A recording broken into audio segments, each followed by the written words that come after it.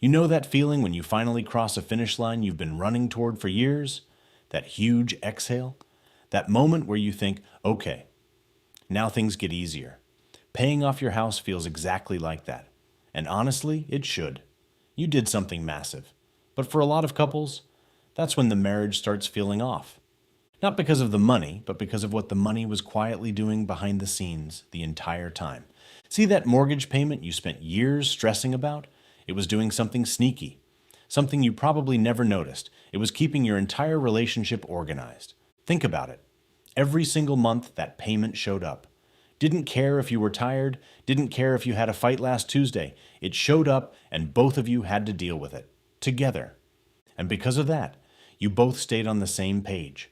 Maybe one person earned more, and the other kept the household running. Maybe you both worked and sat down every month to figure out where the money went. The setup didn't have to be perfectly fair. It had to work. Because if it didn't, you weren't arguing about feelings. You were missing a payment. You were hurting your credit. You were putting the house at risk. That kind of pressure keeps people locked in. You can't wander off and do your own thing. There's no room to say, I'll figure out my priorities later. You wake up, you contribute, you keep the system going. And when someone does that over and over again, month after month, year after year, it starts to look like they're dependable. Your partner sees you showing up the same way every time, paying your share, sticking to the plan, and over time that builds something that feels a lot like trust. But hold that thought, because the trust wasn't built because you both sat down and decided to be reliable. You see, it was built because the mortgage forced you to be predictable. The payment made you look consistent, even on months when you wouldn't have been on your own. Two people trusting each other. Not because they created that trust on purpose, but because a bill made them show up in the same way for so long that it felt real. Even if the relationship had cracks underneath, the system made everything look stable on the surface. So really, that mortgage was doing double duty. It wasn't a bill. It was like an invisible manager for your relationship. It kept both of you coordinated and, as a bonus, made you trust each other along the way. And the part that causes the most tension? It's what happens when that invisible manager leaves the building. Picture this. First month after the mortgage is gone, there's money sitting in your account that belongs to nobody. So you start dreaming a little. Maybe you finally book that trip you've been putting off for years. You pull up flights, check some dates, and for the first time in forever, something in your chest loosens up. Then you check the account again and the money's already been moved. Your partner transferred it into savings an hour ago, built a whole spreadsheet. 6 months of emergency funds, labeled, color-coded, done, before you even opened your mouth. You were looking at a window. They were looking at a wall. Same account, same milestone. Completely different idea of what comes next. And neither person is wrong. That's what makes it so confusing. The mortgage was hiding these differences the whole time because there was never enough extra money for them to show up. Now there is. And they're everywhere. But the spending disagreements? That's the part you can see, because underneath it, something bigger begins to shift. During the mortgage years, you were both builders. Every month was about contribution, doing your part, moving forward. You didn't need to have deep conversations about what the point of all this was. Because the point was obvious. Pay this off. Build equity. Protect the house. Once that's done, you go from being builders to being choosers. And that shift changes everything. Builders are easy to keep together. They're both stacking bricks on the same wall, pointed in the same direction. Choosers? They pull apart. Because choosing is personal. It's shaped by wants that were buried for years. Ambitions that got shelved, lifestyles that felt impossible while the mortgage was eating up all the breathing room. One person starts picking up new hobbies, meeting new people, exploring parts of themselves they put away a long time ago. The other stays in the same rhythm and slowly starts feeling left behind. One looks at the freedom and thinks, finally, I get to live.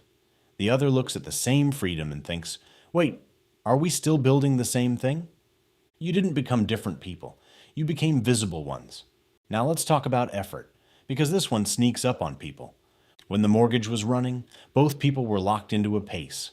The system demanded that you show up. You could see who was pulling their weight because there was no room to coast. Nobody sat around measuring who did more because there wasn't time. The bill was due. That pressure goes away and effort becomes a choice. And the moment effort becomes a choice, people start keeping score. One partner keeps going at the same speed and starts noticing the other one easing up, or one person finally takes a breath after years of grinding, and the other reads that as giving up. The effort was probably always uneven, but the mortgage absorbed it. The structure hid it, which is exactly why it's so hard to talk about. And this is where things shift one more time. Remember what we said earlier about the mortgage making people predictable? Once the house is paid off, one person can afford to need the other person less. Not emotionally, financially. And even if nobody says it out loud, that changes the whole dynamic. The way you ask for things, the way you negotiate, the way small disagreements play out. It all starts feeling a little different. Because the balance is moved, even if neither of you can point to the exact moment it happened. And then there's the part that catches everyone off guard. When you're locked into a big monthly payment, your options are limited. You stay in the job, you stick to the budget, you keep the routine. You don't take wild risks because the system can't handle it. And inside that box, both people behave in ways you can predict. You count on each other because the situation demands it. The mortgage disappears, and suddenly, options flood in from every direction. Each person starts making choices based on what they want instead of what they have to do.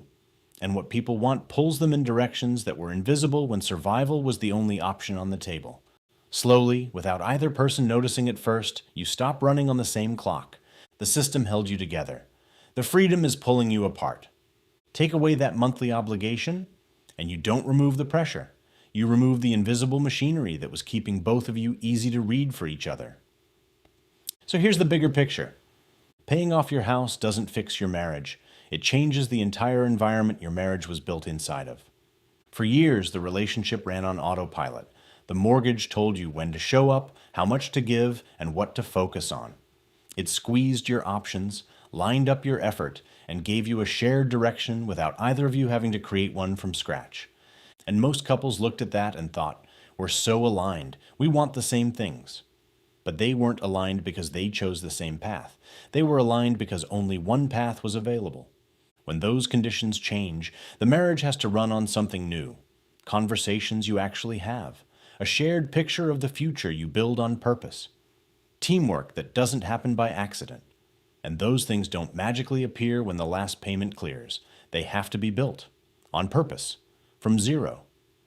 At a time when both people are adjusting to a version of life neither of them has ever lived before. Most couples don't realize any of this until the gap between them is already baked in.